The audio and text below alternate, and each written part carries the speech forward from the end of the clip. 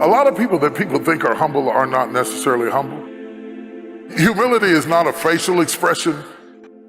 Humility is not rich people wearing poor folks' clothes. Oh, hallelujah. With secret Bentleys on other islands and places and mansions you cannot see. Don't buy into the facade of humility.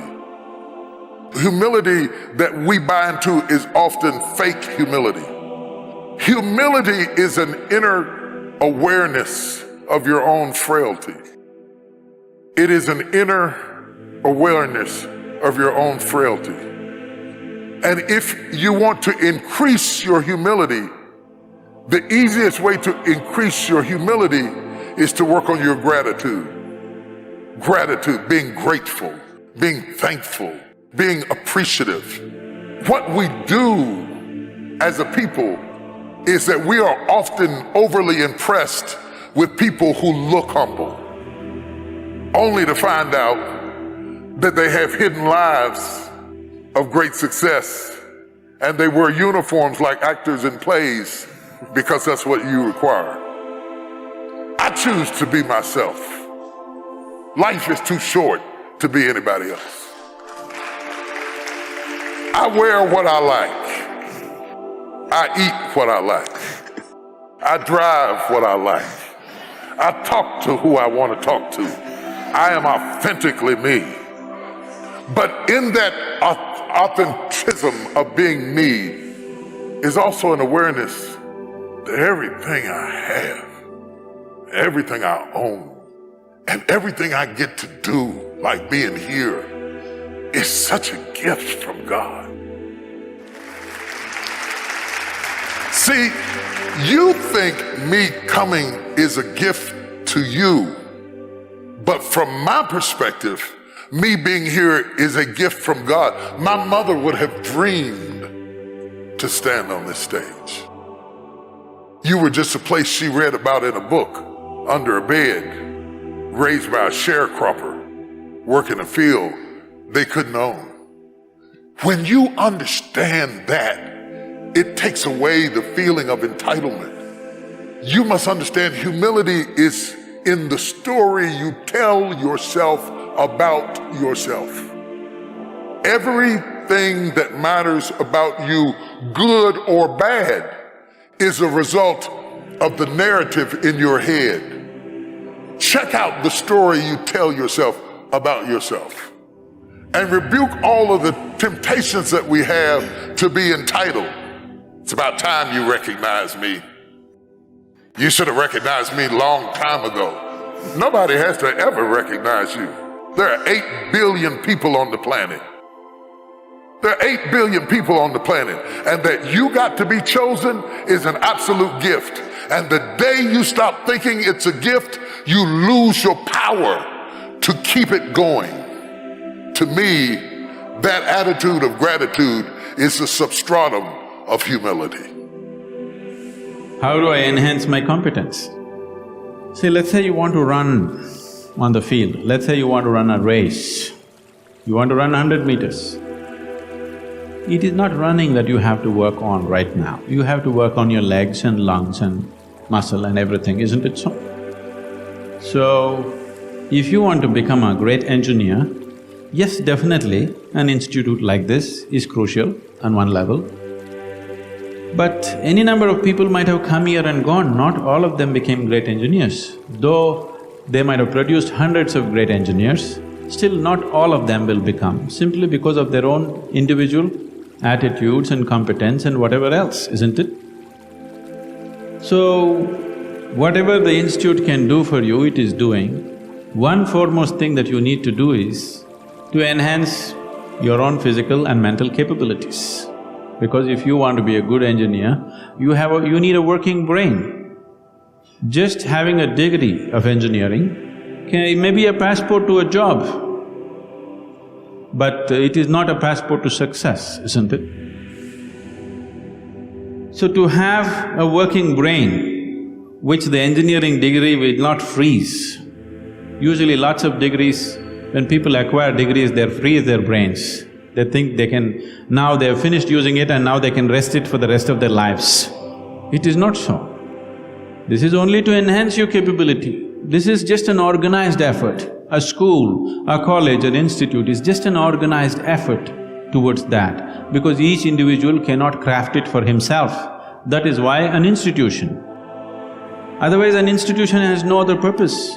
It is here to just organize that possibility of you striving to be of a certain competence.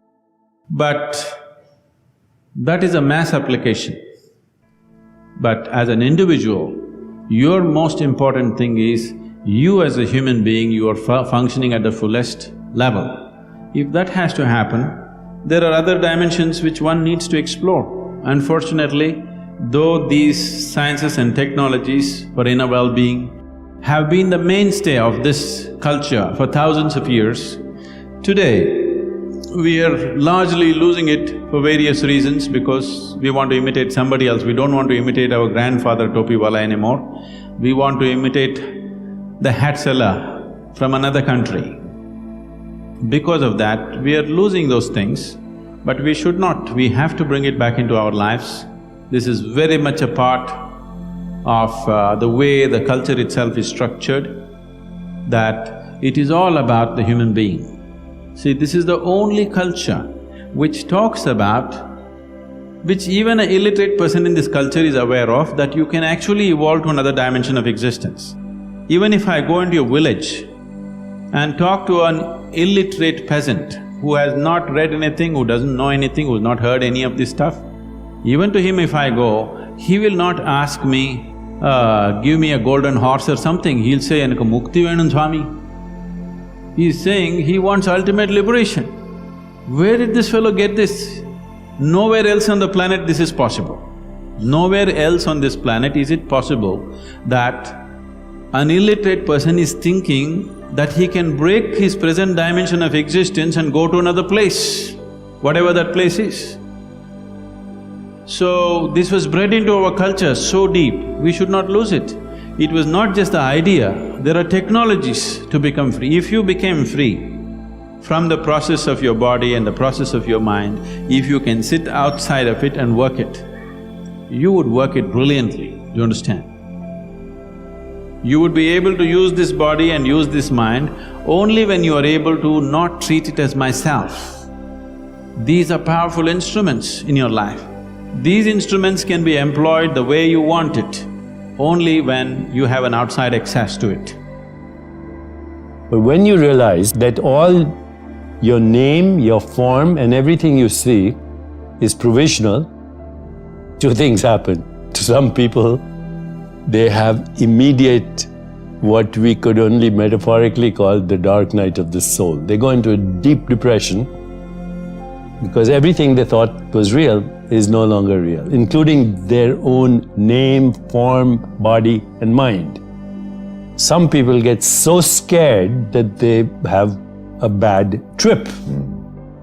Some people cross that threshold and discover nirvana or enlightenment. And they say, wow, I thought I was squeezed into the volume of a body in the span of a lifetime, but I'm a timeless being that can morph myself into any experience, including the human experience, which is amazing, but the human experience is also that which causes existential depression. So the causes of human suffering, since you brought it up, are brought up in Eastern wisdom traditions as, number one, you suffer because you don't know who you are. You confuse yourself with your body-mind experience. Number two, you grasp and cling at experiences which are evanescent and transitory and dreamlike. You say, what happened to your childhood? It's over. What happened to yesterday? It's over. What happened to 5 minutes ago? It's over. What happens to these words? By the time you hear them, they don't exist. So, Wittgenstein, the German philosopher, said, we are asleep. Our life is a dream, but once in a while we wake up enough to know that we are dreaming. So what do you wake up to? When you cross this threshold, you wake up to your true self, which is not body or mind, but the awareness in which that experience is happening. So grasping and clinging at a dream is the second cause of human suffering. The third is being afraid of anything that's unpleasant, pain. abandonment, being treated by someone not respectfully. So that's, there's aversion to certain experiences. Third cause of suffering. Fourth is identifying, which is related to with your ego identity. And fifth is the fear of death. Now they're all connected. They're all the same fear. And they are not knowing who you are. This is the biggest question that humans or everybody should be asking. Who am I? What am I? Am I the changing experience of this body, which is a perceptual activity? Am I the experience of the changing mind or the changing personality? Because you don't have the same personality when you were a kid or maybe even 10 years ago. What is it at the basis of this? When you start that reflective self-inquiry, ask yourself, who am I? What do I want? What is my purpose? What am I grateful for? Go into the stillness of meditation, you have what wisdom traditions have called revelation, revealed truth. Now, that sounds very grand. I would say just call it insight. Meditation, mindfulness, awareness of body, awareness of mind, awareness of mental space, awareness of the web of relationship, awareness with that which we call the universe. It leads you ultimately to the awareness of awareness. And when you discover that, that's nirvana. What does someone like you do to meditate? How do you meditate? When I came to the monastery, the meditation I was taught was mantra meditation, which is chanting on beads. So I chant a mantra. And as I began the process, I realized how challenging it was to be present into the sound of the mantra and to be totally in a space, in a zone of thoughtlessness where there's nothing bothering your mind and you're completely present and listening to the sound and totally absorbed, in the sound. I realized that it was a massive uphill task. And I think the challenge comes from the fact that we've got so used to multitasking that our mind functions on 20 tracks. So when we're just on the meditation track, there are 19 other tracks to deal with. You have your personal life, you have relationship issues, you have professional issues. There's so many things going on. You have issues coming from family, so much going on in the country. There's so much that's occupying our mental space. And when you actually want to get onto the track of meditation by kind of just putting all of this in the back seat, it becomes practically impossible. And a lot of people tell me this. And when they're trying to meditate, this is what happens to them. And I share my journey with them. This is exactly what happened to me when I started. It's been 25 years now, every single day without 1 day's gap, 1.5 hours every day. And I tell them that it's not a challenge today. It would be very high-headed to say that, okay, I've reached a state of enlightenment. When I sit for meditation, everything's kind of there and I'm totally absorbed. Very high-headed, I feel, to say that. But I did a few things that I feel can benefit those who want to really get into a deeper state of meditation. I look at meditation in two ways. A is the meditation as in the practice.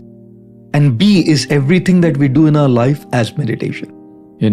And I prefer to work more on everything in my life as a meditation, which feeds into my practice of meditation. 100%. But do not neglect the practice. No, do not neglect the practice, for sure. Yeah.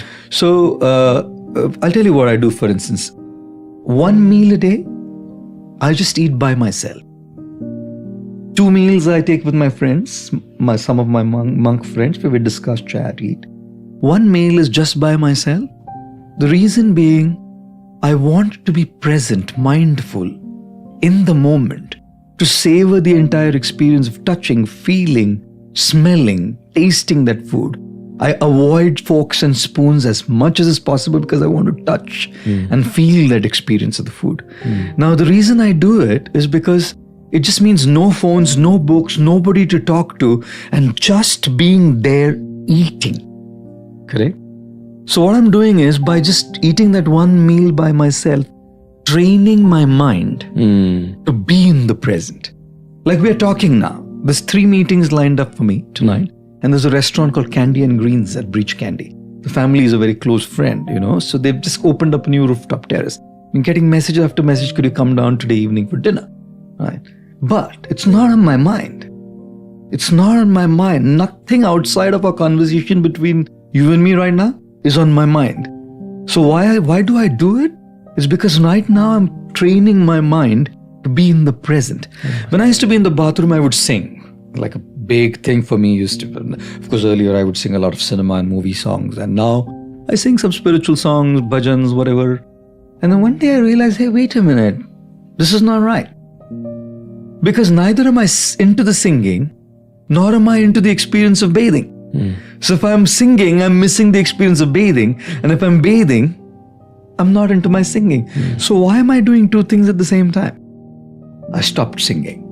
Just focusing on the experience of the water coming down my body and experiencing that. So to me, these little things through the day matter a lot to me, and I think that's more of meditation to me, because then what I do here feeds into my mainstream practice of meditation, and what I do here feeds into the little things as well. So it's kind of a loop, one feeding into other.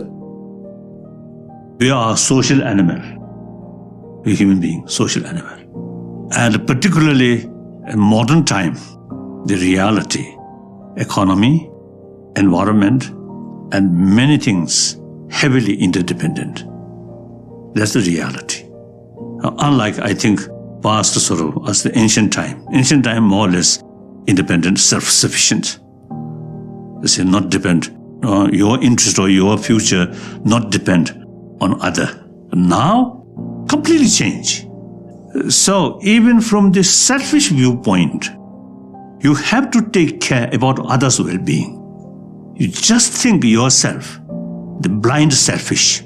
Think yourself, forget other, or worst thing, exploit other, cheating other, bully other. Ultimately you suffer.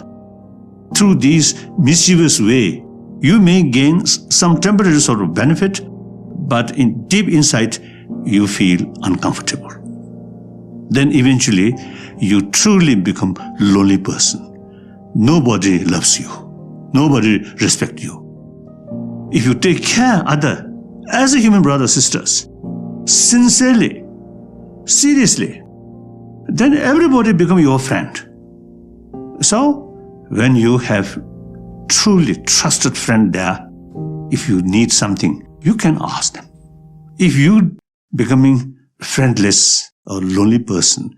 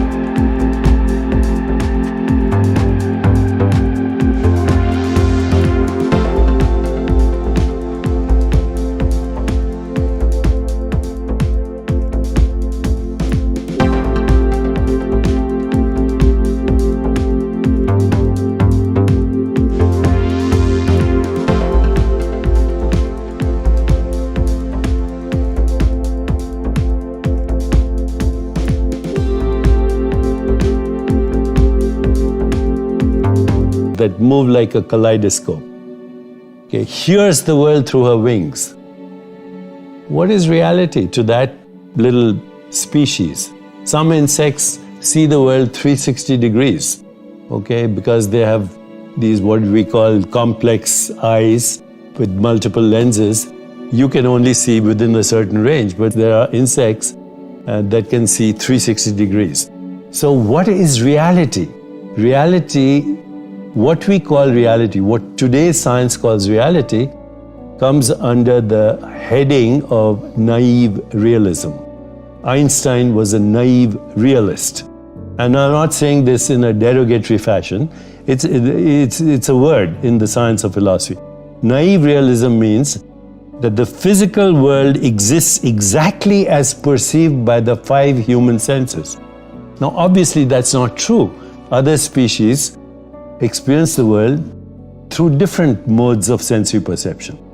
The second aspect of naive realism is that the physical world, as perceived by the 5 human senses, would exist even if no one was observing it. Well, how do you prove that? And firstly, it's naive because we know that the world is more than what is perceived by the 5 human senses. So this leads us to a solution actually of the hard problem of consciousness, which is get rid of the idea that the world is physical. What we call of the world as physical, even your physical body, is a perceptual activity. And that perceptual activity for you and me is a human perceptual activity through human consciousness, not through bat consciousness, not through mosquito consciousness, not through plant consciousness, which would fit in with panpsychism. But non-dualism says, go beyond that. There is only one consciousness that is differentiating, undifferentiated consciousness, differentiating into these different species of consciousness that form a matrix of conscious beings that are collectively projecting this universe. Let one human being honestly say, when you are with your most loving parents, however doting and wonderful they were to you, that you never felt this is not where you want to be. That is a dishonest human being. Because love gets tedious, somebody's fondness gets very tedious, comfort gets tedious. Because the nature of life is, it wants to constantly expand. If there is no room for expansion, it doesn't matter you are kept in a whatever, I won't use because everybody uses the word golden palace. I think golden palace is totally unaesthetic in my my visual perception. I hate golden palace. But whatever is the most wonderful palace, or as you say Shangri-La, whatever, it'll get tedious. All the heaven-bound people, they don't know how bored they will be within 3 days in that place of goodness. So I'm saying it doesn't matter. It's not because there's something wrong with your parents. They may be most wonderful people, but the very nature of a human being is such.